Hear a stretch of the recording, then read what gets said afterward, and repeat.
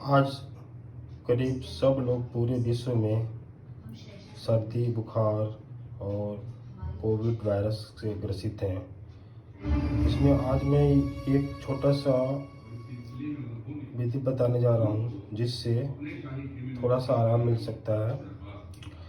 इन सारी चीज़ों से एक काढ़ा बनाना है हमें। काली मिर्च ले लेंगे और बड़ी इलायची, दालचीनी, अजवाइन, थोड़ी सी छोटी इलायची और लौंग। इसको हम क्या करेंगे, एक करीब आधा लीटर पानी में इसको बॉयल करेंगे कम से कम 10 से 15 मिनट तक। जब आधा लीटर पानी करीब थोड़ा और सूख जाए तो उसको ठंडा करके और उसमें थोड़ा सा शहद और हल्दी मिला देंगे और फिर उसको चाय की तरह से पी लेंगे।